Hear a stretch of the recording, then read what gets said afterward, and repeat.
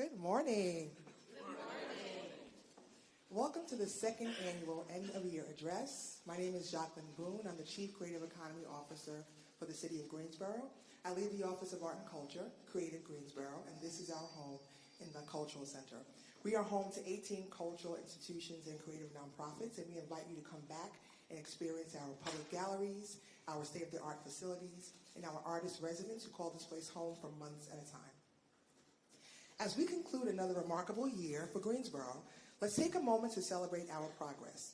This year we welcomed Trey Davis as our new city manager and Andrea Harrell as the new assistant city manager. Let's give them a round of applause, please.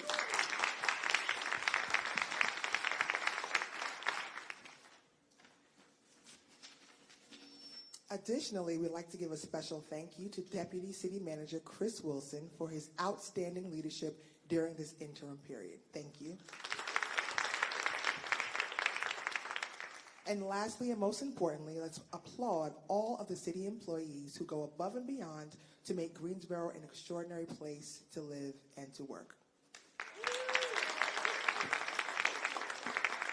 Your dedication exemplifies our mission to foster a community rich in economic opportunity and a superior quality of life.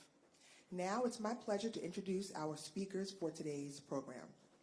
First, we have Ms. Carla Banks, Director of Communications and Marketing for the City of Greensboro. Carla, who joined the G Team in 2016, previously led government communications for Orange County, North Carolina, and the city of Kissimmee, Florida. You may recognize her from GTN, where she keeps residents informed about city developments. Carla is also an active volunteer with organizations like the Civil Rights Museum,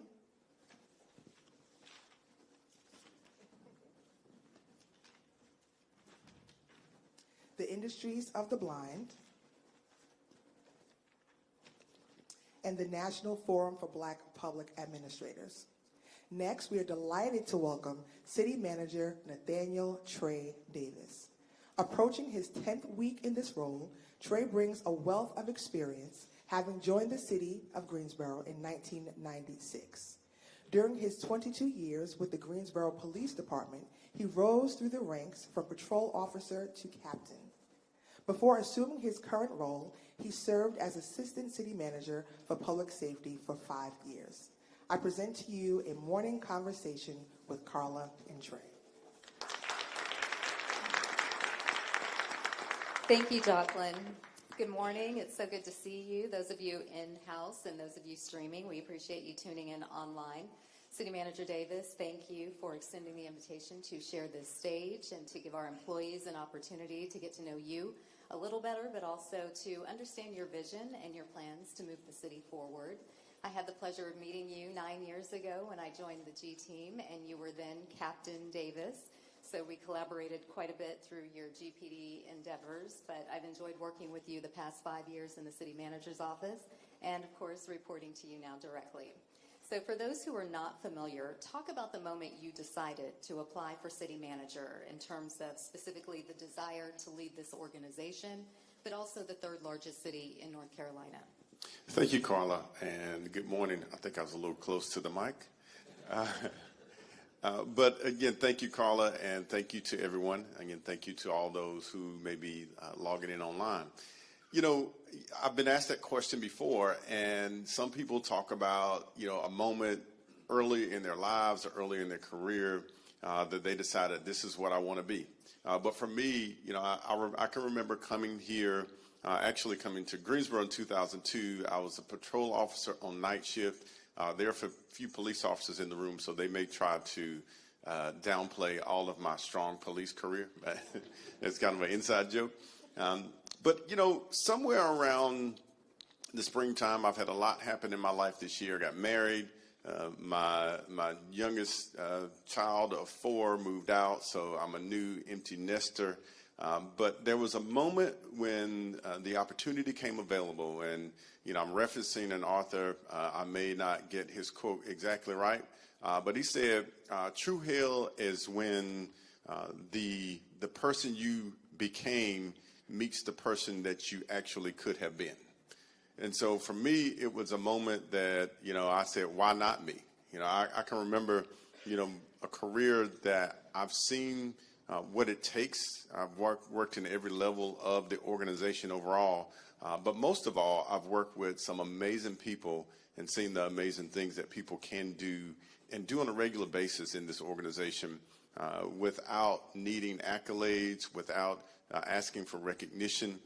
There are many of you who are in this room, many of you who I've worked with, and many of you who work with other folks in this organization that do things that serve our community, and those are the things that really drove me to want to take advantage of this opportunity. Okay, well, the opportunity is in your first 2 months. So give us an idea of how your view of the city has shifted in terms of preparing to address needs beyond the scope of public safety.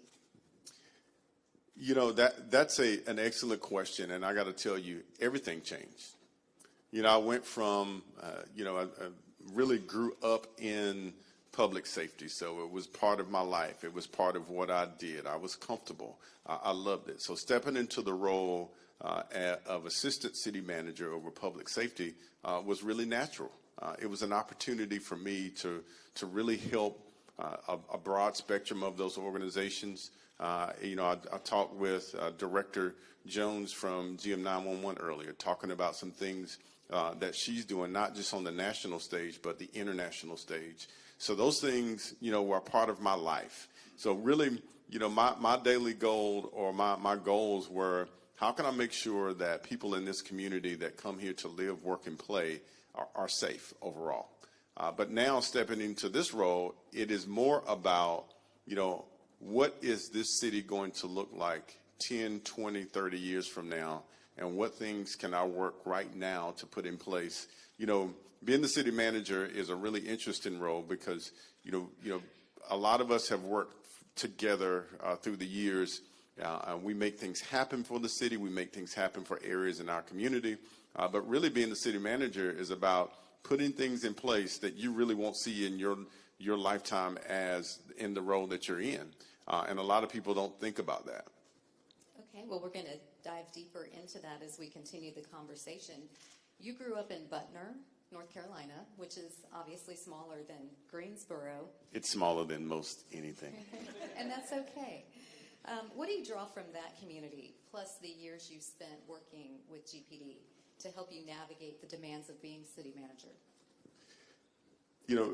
If is anybody else here, if you're from a really small town, you'll get what I'm saying. So Butner has about 7,500 people. So I didn't know what an introvert was until I moved to Greensboro. Because you don't have a choice not to interact with people. You don't have a choice not to communicate. Everybody is social on whatever level you're social on. But the one thing I took away from that experience was engaging and knowing that people were real people and people were part of your daily life. And so bringing that here to this environment, bringing that to my professional career, it has allowed me to consistently keep the people that do the work, the people that we serve at the center of it. But I'll also say I really love that I grew up in a really humble environment. I grew up, I can remember the younger part of my life, we lived in a trailer park. But in that area, it was a circle. But my dad was a police officer, and it was almost like he took care of everybody in that community. And some people who are police officers here are thinking, Trey, don't get any ideas of trying to put us back into this community-oriented policing. But I can remember people coming to our door of all times of the day and night with problems for my dad to solve.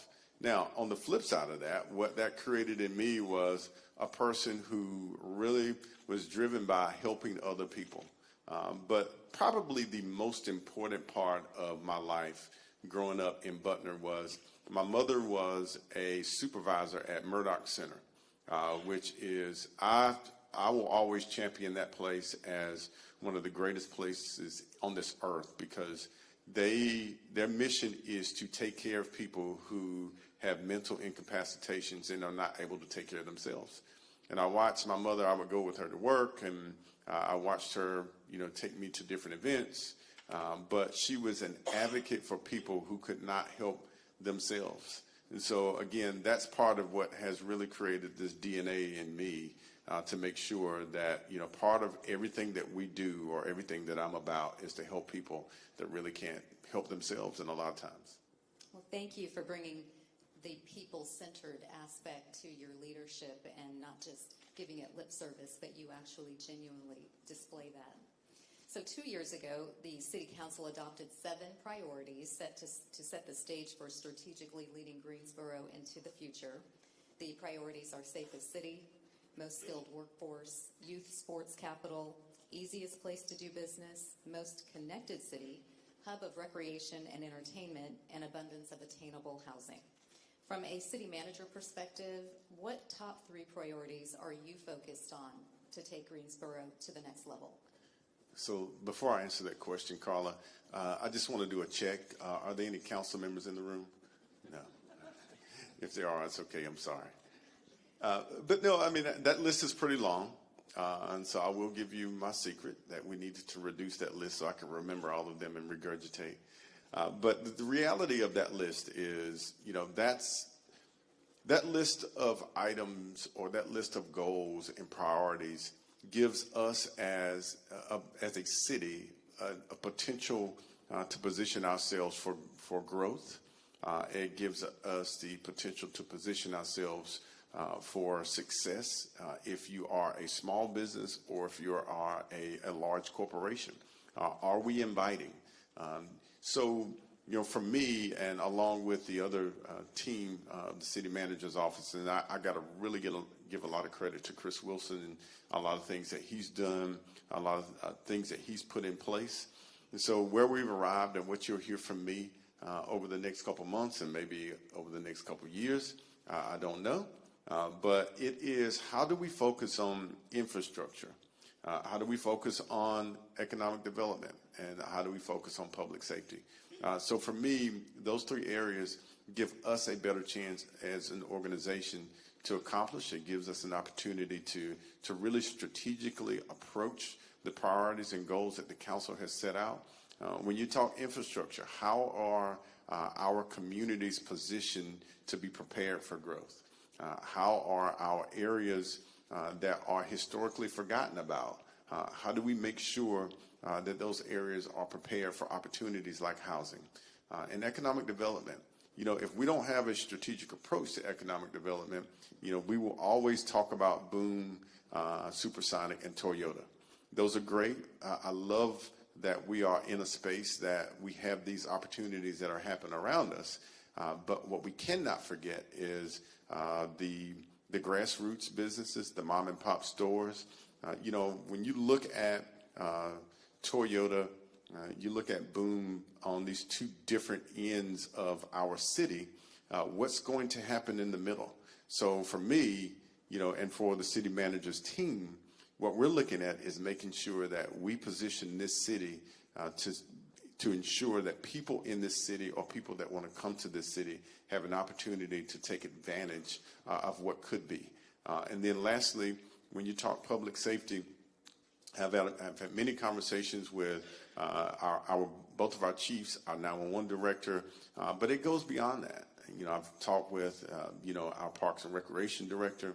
I've talked with our Workforce Development director. I've talked with a number of people about how all of the pieces that we have in place in our city really create an environment that shows its public safety. I really want to see a day when, people don't just look to our police department. They don't just look to our fire department, but they look at some of the things that we have in our city and say, this is a safe city. Okay. Thank you for mapping out where you're planning to take us in terms of how we grow, how we do it smart, and how we make Greensboro still an inviting community for those who want to continue living here, but those who may consider moving here. With that, you have to pull all of those factions together, as you said, and go beyond just the 4 borders of public safety. So being city manager, now that you are in the role, is it what you envisioned it would be? And what would you say is the most rewarding part of the job? Oh, wow. No, this is not what I envisioned it would be. It is, and it isn't at the same time. I am, if anybody knows me, I am just the glass half full, and I think everything's going to be great. So I had all these plans and these thoughts in my head, and I didn't calculate a few things. But, that part of it also makes me feel great because, every time a crisis happens, every time a situation arises, I'm quickly reminded of the really strong teams that we have in the organization, also the resilience that, we are as an organization. A lot of times we get beat up. A lot of times we get criticized for the things that we don't do. We also get criticized for the things that we do. But the reality is, I am excited every day when I wake up because, I have an opportunity to lead an organization that's constantly moving ahead, that's constantly striving for excellence, that's constantly striving to, in a real sense, serve the people in this community. And so, that part is, again, I kind of turn it into a positive. But the other side of it is, one thing that I did expect and one thing that I'm continuing to be excited about is, knowing that as a city manager, I have an opportunity to really drive and create change, to drive and create opportunities, but also to drive and create equity in our community. And so those are things that I'm really excited about, continue to be excited about. Thank you. And we have such a dynamic group of employees, and I love the fact that I can work with each of our departments and you see their charisma and their dedication and their commitment, and all of that falls in line with what you've just described. We do have employee resource groups, and I know one of those groups is devoted to parents. So as the father of 4 adult children, I'm sure you recall what it was like when you were working and your children were much younger. How do you advise, or what advice do you have for parents who struggle to maintain a healthy work-life balance? Oh, wow.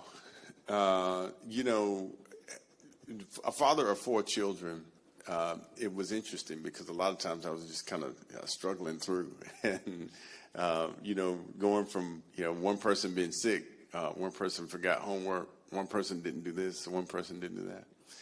But I think the reality is to make sure that you have that balance with your family. When you are in a work environment, there is this challenge, there's just this striving to make sure that you're excellent in your job and you're excellent in your work. But I've got to tell you, looking back over almost 30-year career, and much part of that raising children, one of the things that helped me be excellent is that, I would take a moment to stop, spend time, engage. When my relationship was more healthy with my family and my children, then I actually performed better at work because you mentally are in a space that you're not worried. I mean, I can remember, I can't see everybody because of the lights, but I'm looking around for familiar faces. I can remember a time when I would be out on a homicide scene and you'd be like looking at a situation, but then you'd have a sick child at home, and in the back of your mind, you're thinking, okay, where's the balance here? But I also remember the days that I would take the time to take a vacation and, have time with my children, and they remember those times. I remember those times. Those were peaceful times. But again, it's all about a work-life balance. I'm excited for the things that our organization consistently ensures that we have in place for families, for people who are in scenarios. I always say this to our new employees. I can remember working for another local government. Our benefits weren't the same. Our opportunities weren't the same. And also the things that allowed me to professionally develop were not the same. So coming here and being able to take advantage of the things we have in place that help support you in your personal life are really important.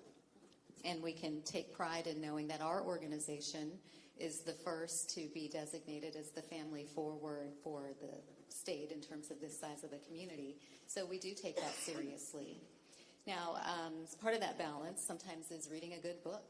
So is there any particular book or series of books that you're reading to enhance or influence your leadership? So 2 recent books I'm reading. One is Why Not How, and this author really talks about how you look at people that you're working with and not trying to take on everything yourself. But if I could give one snapshot, if I were able to write a foreword, I would say that it embodies a description of how leaders have to embrace the factor of trust, and trust in the people that you work with, and trusting that the people are going to accomplish the goals. But also the bigger thing is trusting yourself to trust people. And if you've been a leader of some time, everybody knows that's a hurdle that you have to overcome as a leader. You have to trust yourself so that you can trust people that they're going to do the things so that you don't stay in their way. I just said a mouthful, and I'm sure a few of you will appreciate that. A few of you like Trey, why are you giving away the trade secrets? But those things, that book is really speaking to me. The other that I'm reading is 11 Rings by, oh my gosh, Phil Jackson. And I'm trying to decide now. So he really chronicles how he coached. It wasn't just about coaching Michael Jordan, but it was more about coaching the teams that got to the place of winning the multiple championships. But he chronicles all the things that they went through. As I'm reading it, it's really amazing how there's a lot of parallels in any type of organization that achieves greatness. So right now I'm trying to decide who is my Dennis Rodman. And I know everybody wants to be Michael Jordan. Who is my Dennis Rodman and who is my Scottie Pippen? So I am neither, because I'm barely 5 feet tall. As we prepare to wrap up this conversation, is there a holiday tradition in the Davis family that you don't mind sharing and that you look forward to each year? There's a couple. So, and here's the great thing. I am in this new space in my life. Just got married again in May. My children are older. I love them, but I restructured. I bought a new house and I restructured it so they don't want to stay for a long time. I see some heads nodding. Those of you who are looking at me with shame, I don't really care. Those of you who understand, yeah, you get it. But so the traditions I have right now are watching some of the old nostalgic movies. My wife and I try to do that like regular weeknights. She tells me to put the laptop up and pay attention to the movie. And I'm also starting a new tradition that I'm traveling for the holidays. So this year I will go to California. If anybody has contact with my daughter, please don't give away what I'm getting ready to say. So she's out in California. She's in Southern California. I've already booked my trip. I'll be there for a couple days. Yes, I'm going to see her a little bit, but I'm really going to enjoy California. Next year, I've already booked my trip to go to the Dominican, and I will see what happens the next couple of years. And I say that to say, initially when my wife and I were talking about these things, I thought, no, I've got to stay here. I've got to, travel around this stress field, going from one house to the next, to the next, and next. And I don't get an opportunity to really see everybody. But in this space in my life, I'm trying to do things that really, re-energize me, give me an opportunity to reset, give me an opportunity to enjoy this time for myself and, just enjoy life. Work-life balance. Absolutely.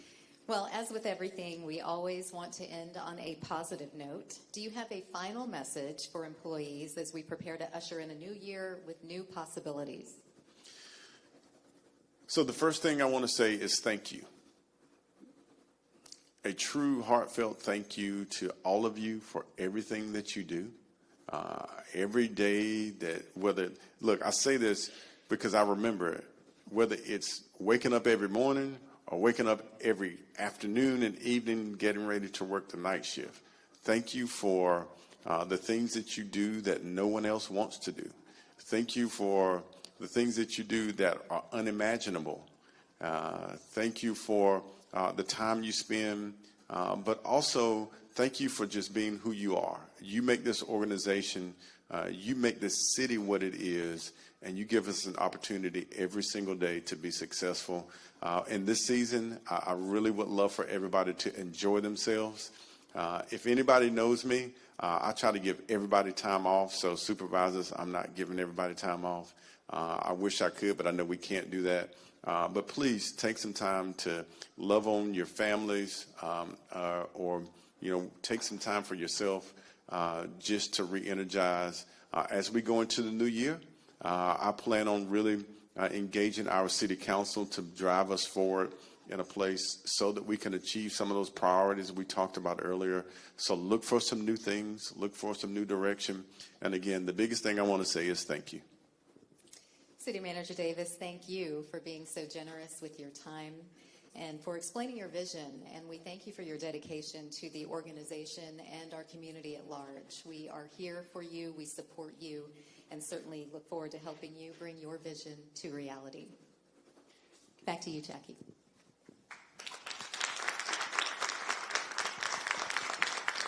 April. Thank you all so much. Jackie called an audible, so I get to close this out. Again, thank you all for just coming. I know Trey is not new in any sense whatsoever, but he's still shiny and exciting to be around.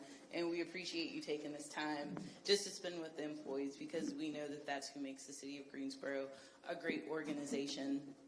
So we're doing something a little different this year. We brought in an artist here in the Greensboro community to kind of give his interpretation on civil servitude, which we all know we are. So he's been over here kind of doing a live project based off of the conversations that were happening, the energy that happened when you all came in. And so that's what the raffle ticket is for. We're actually going to do a raffle for this original artwork by Mr. Emilio Mars, who was one of our resident artists here at the Cultural Center. He will, of course, need time to finish that up, but we will go ahead and name a winner and get that piece of artwork to you. So I'm going to have, Trey's running, so I'm going to have Ms. Carla Banks pick up the winning ticket. And you are actually allowed to win as well. Do you need me to put my ticket up? No, we took it when they came in. Also, can we really quick just give a round of applause to our hype squad, Maria Hicksview and her crew. You made this a very special event. I love the hat. There are candy canes for you to take at the end. But let's see who's going home with an original work of art. Let's be honest. I worked really hard, so it should be me. All right. No pressure. Okay, I'm feeling like this is a winner. All right. Okay, the number is 196829. Yes. Oh, okay. Oh, okay, you're trying to... Oh. Anybody else got it? I think it is you. I actually think this is you. Yeah, it tore up the piece. Congratulations! All right, really quick, I'm also going to give away a couple of poinsettias, so some more people will leave with some things. There's more. There is. Last 3 digits, 770. Come on up. 822. Come on up. 814. All right now, and last but not least, 806. Thank you all, and I hope you all have a very happy holiday.